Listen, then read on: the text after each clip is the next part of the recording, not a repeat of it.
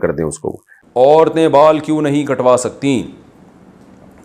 عورتوں کے لیے عام حالات میں بال کٹوانا جائز ہے یا نہیں، جبکہ اس بارے میں کوئی حدیث نہیں ہے، اس بارے میں رہنمائی فرمائیں.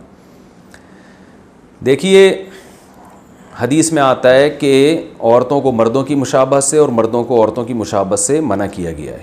اب یہ بات پوری دنیا میں مسلم ہے کہ عورت کو اللہ نے لمبے بال دیے ہیں، تو اس کے لیے بال کٹوانا یہ مردوں سے مشابہت ہے، اس لیے یہ صحیح نہیں ہے.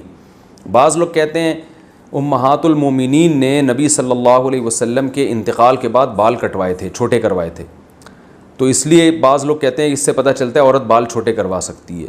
تو خوب سمجھیں کہ امہات المومنین نے نبی کے انتقال کے بعد جو بال چھوٹے کروائے تھے وہ زینت ختم کرنے کے لیے، کہ اب شوہر کا انتقال ہو گیا تو ہم نے بالوں کی زینت کس کے لیے، یہ تو شوہر کے لیے تھی، تو زینت ختم کرنے کی نیت سے تھوڑے سے چھوٹے کروائے تھے بال انہوں نے.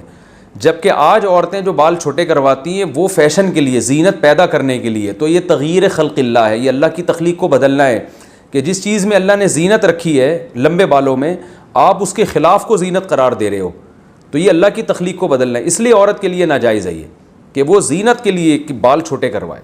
اس لیے علماء کہتے ہیں کہ اگر کوئی اس لیے بالوں کے کنارے چھوٹے کر رہی ہے کہ اس سے بال صحت مند ہو جائیں گے تو یہ جائز ہے. تو اس لیے عورت کے لیے اس لیے بال چھوٹے کرانا کہ فیشن کے طور پر، زینت کے طور پر، تو چونکہ فساق عورتوں کا شعار ہے، غیر مسلموں کا شعار ہے، تو یہ مسلمان عورت کے لیے جائز نہیں ہے. اور اگر ویسے ہی چھوٹے کرواتی ہے کہ وہ بالوں کی نوکیں چھوٹے کروا رہی ہیں کہ تاکہ وہ تھوڑے سے ایک لیول میں آ جائیں تو یہ جائز ہے. اور اگر کوئی اس لیے چھوٹے کروا رہی ہیں کہ بہت ہی لمبے ہو گئے ہیں، سنبھالنا مشکل ہے، تو بھی جائز ہے، لیکن اتنے چھوٹے کہ مردوں سے مشابہت نہ ہو. تو اس لیے علماء کہتے ہیں کہ کم سے کم جو ہے نا اتنے بال جو کمر تک آ رہے ہوں اور جو جس میں چٹیا بن سکتی ہو. بعض علماء نے یہ بھی کہا ہے کہ جو عورتوں کے بال ہوتے ہیں کم از کم چٹیا بن سکتی ہو اس بالوں میں، اگر کوئی بنانا چاہے تو اس سے زیادہ چھوٹے کرنے کی اجازت